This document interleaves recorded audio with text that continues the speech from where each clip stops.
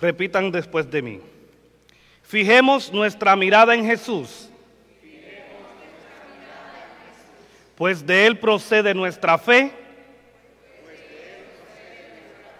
y Él es quien la perfecciona. En el nombre del Padre, del Hijo y del Espíritu Santo, pueden sentarse, mis hermanos.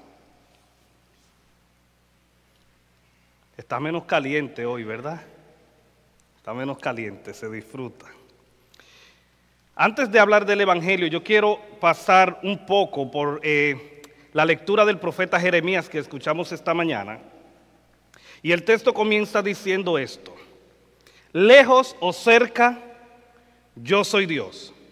¿Quién podrá esconderse de mi vista? Con mi presencia lleno el cielo y la tierra. ¿Por qué quiero comenzar con este texto bíblico? Porque nosotros los seres humanos pensamos que engañamos a Dios. A veces hacemos cosas que pensamos que estamos engañando a Dios y sin embargo nos estamos engañando a nosotros mismos. Nadie puede esconderse de Dios. Nadie puede ir tan profundo donde Dios no lo vea. Nadie puede ir a un lugar tan oscuro donde Dios no puede encontrarlo. Nadie puede ir tan lejos donde Dios no puede alcanzarlo. Él es Dios. Y a veces nosotros pensamos y sabemos que vamos a hacer algo que está en contra de la voluntad de Dios y aún sabiéndolo, lo hacemos. Y a veces pensamos como que Dios no nos ve o como que Dios está lejos. De hecho, la humanidad hoy en día vive como si Dios estuviera lejos. La gente en la calle hoy vive como si Dios no se enterara de nada. Como si Dios hubiese creado el mundo, hubiese apartado su mirada del mundo y está muy entretenido con los ángeles en el cielo. Tengo que decirle que no es así. Y es la razón por la que Dios mismo, en la persona de Jesucristo, viene al mundo para redimir al mundo. Y todo esto ha sido por amor. Juan 3:16 dice: porque de tal manera amó Dios al mundo, que dio a su Hijo unigénito, para que todo aquel que en Él crea no se pierda, sino que tenga ¿qué? Vida eterna. Entonces, si hubiese sido un Dios que no se enterara de nada de lo que sucediera aquí, no hubiese venido a este mundo a sacrificar su vida para que nosotros tengamos vida por medio de Él. Y cuando nosotros repetimos al principio de la reflexión esta frase de que debemos fijar nuestra fe en Cristo Jesús, está totalmente conectado con lo que dice el libro del profeta Jeremías al principio. Nuestra mirada tiene que estar puesta en Dios. ¿Por qué? Porque Dios todo lo ve, todo lo escucha. Y Dios, al igual que nosotros, tiene sentimientos. ¿Ustedes no escucharon en alguna vez que Jesús lloró cuando Lázaro murió? ¿No han escuchado Jesús lloró cuando Lázaro murió? ¿No han escuchado ustedes que Jesús tuvo compasión de la gente cuando estuvieron hambrientos y alimentó 5,000 de ellos? El Dios al que nosotros le servimos es un Dios de sentimiento, es una persona. Y cuando hablo de persona no me refiero a físicamente como nosotros, sino a que puede comunicar, a que puede hablar, a que puede sentir. Dios mismo sabe lo que nosotros sentimos. Y en el mismo libro del profeta de la carta a los Hebreos, dice que Jesús soportó el sacrificio de la cruz, aún sabiendo lo vergonzoso que iba a ser la muerte. Aún sabiendo que morir en la cruz era vergonzoso, no se echó para atrás. Ustedes no han escuchado también la lectura del Evangelio donde Jesús estuvo orando y dijo al Padre: Padre, aparta de mí este trago amargo, pero que se haga tu voluntad y no la mía. Estamos hablando de un Dios que siente, de un Dios que padece, de un Dios que sabe cuando nosotros estamos angustiados, de un Dios que sabe cuando nosotros tenemos problemas, de un Dios que sabe cuando nosotros estamos enfermos, de un Dios que llora, de un Dios que gime. Nosotros le servimos a un Dios en espíritu y en verdad, pero es un Dios que siente al igual que nosotros. Debemos correr la carrera de la fe. Y nuestra fe viene de Jesús y Él mismo es quien la perfecciona. Nosotros el domingo pasado estuvimos hablando acerca de la fe y hoy estamos diciendo que nuestra fe viene por medio de Cristo Jesús. Jesús sabía el sacrificio de la cruz. pero no se echó para atrás. Fue tentado, dice el hermano ahí que me está ayudando con el sermón, fue tentado. Ustedes conocen las tentaciones de Jesús después de haber estado ayunando.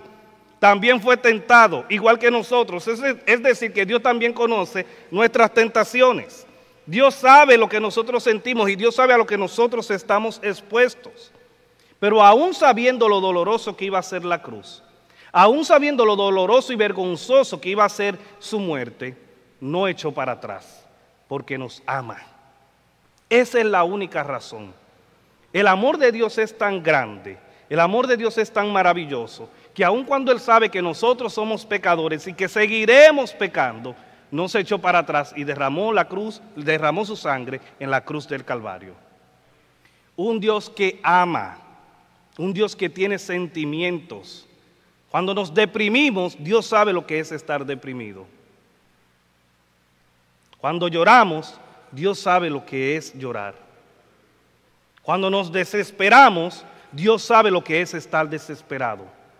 Esa es la razón por la que Dios viene en forma de hombre a este mundo, para que nosotros entendamos que Él sabe sentir lo que nosotros también sentimos. Es un Dios que se encarna, es un Dios que sabe lo que es el dolor. Estuvo allí en la cruz del Calvario y científicamente se puede demostrar que Jesús, en lugar de morir por la sangre derramada y todo eso, murió por asfixia. Sabe lo que es agonizar. Sabe lo que es sentir el dolor. Sí, no es un Dios que nos está pidiendo a nosotros hacer cosas que Él no se haya exigido a sí mismo. Cuando Jesús nos dice que corramos la batalla, que caminemos, que avancemos en la vida, es porque Él sabe lo que es caminar y avanzar en la vida. Dios no nos exige nada a nosotros que no se haya exigido a sí mismo.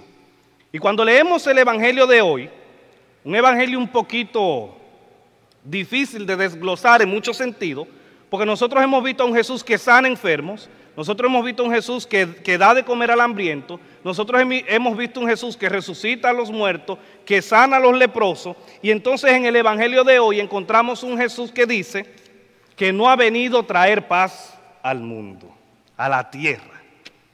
Totalmente contrario a lo que nosotros escuchamos. Sí, todavía en la profecía dice que Él es el príncipe de paz. Y entonces hoy encontramos a Jesús en el Evangelio según San Lucas que dice: no he venido a traer paz, sino división. Y desde que uno escucha eso de primera instancia, dice: no, espérate.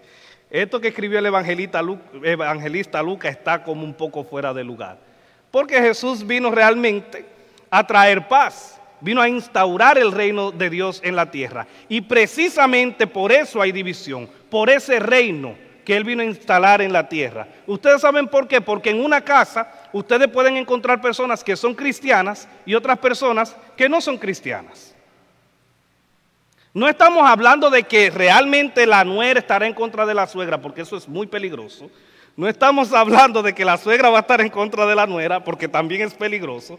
No estamos hablando del padre en contra del hijo, ni del hijo en contra del padre, ni la madre en contra del hijo, ni del hijo en contra de la madre. Estamos hablando de que las personas en una misma casa pueden estar pensando cosas diferentes.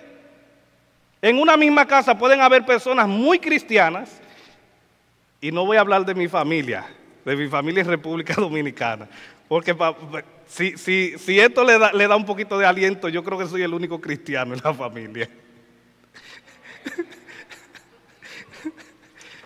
Entonces, y mire, y le voy a dar esto por testimonio. Las primeras pruebas que yo recibí en el camino de la fe fue por parte de mi familia, que decían que yo estaba loco, que para dónde yo iba. Y eso pasa con frecuencia. A veces la prueba mayor la recibimos de la casa. Entonces, a eso es que Jesús se refiere. Jesús vino a cambiar la mentalidad de ese mundo que estaba allí, de los judíos. Los judíos no entendían, leían las leyes, pero no las ponían en práctica como tal. Entonces Jesús viene a instaurar ese reino. Y dice a la gente, llamándolo hipócrita, porque Jesús, aunque ustedes no lo crean, tenía una boca un poquito dura. No crean que Él era un cordero muy manso. Dice Jesús que cuando la gente ve que se levantan las nubes por el occidente, dicen que va a llover y llueve. Y todavía en la actualidad, yo decía que todavía en la actualidad Hay gente que cuando ven que está nublado por un lado, dice, hoy va a llover. ¿Y qué pasa? Llueve.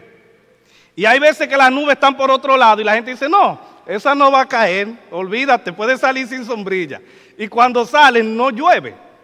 Sí, la gente sabe interpretar eso, no solamente en aquellos tiempos, sino en la actualidad. Y también Jesús hace el ejemplo de que cuando sopla el viento del sur, la gente sabe que va a hacer calor y hace calor. Entonces le llama, esta palabra dura, le dice hipócritas. Si saben interpretar también el aspecto del cielo y de la tierra, ¿cómo es que no saben interpretar el tiempo en el que viven? Ahora bien, el texto que Jesús nos está explicando hoy, nos está mencionando hoy a través del evangelista Lucas, se estaba refiriendo a ellos, diciéndole a ellos acerca del tiempo que ellos estaban viviendo sin saber que Jesús era el Mesías. Estaban desperdiciando el tiempo con Dios. Ese tiempo con Dios llamado Kairos, ese tiempo de Dios llamado Kairos, ellos no lo sabían interpretar. Estaban ahí pero no sabían. Le predicaban pero no entendían. Tenían ojos y no veían. Tenían oídos y no escuchaban. Y muchas veces nosotros no sabemos interpretar y no sabemos aprovechar el tiempo que tenemos con Dios. Muchos de nosotros tenemos la oportunidad de orar y no oramos. Muchos de nosotros tenemos la oportunidad y el tiempo de leer la Biblia y no la leemos. Muchos de nosotros tenemos el tiempo de venir a la iglesia y no solo a esta iglesia, a cualquier iglesia, y no vamos. Entonces somos buenos interpretando algunas cosas, pero no somos buenos interpretando o tomando el tiempo para dedicárselo a Dios. Mis hermanos y hermanas, que usted ore o no ore, yo no lo puedo ver. Pero dice el profeta Jeremías que lejos o cerca, Dios es Dios y nadie se esconde de su presencia. Si usted ora o no ora, Dios lo sabe. ¿Y usted cree que me engaña a mí? No, pues yo tengo mi propia relación con Dios. ¿Y usted quiere que engañe al otro? No, porque el otro tiene su propia relación con Dios. Se engaña a usted mismo, porque ni siquiera a Dios podemos engañar. Cerca o lejos, Él es Dios. Y cuando hagamos algo con nuestra mano derecha, que no lo sepa cuál, la mano izquierda, porque quien tiene que saberlo es Dios y lo sabe.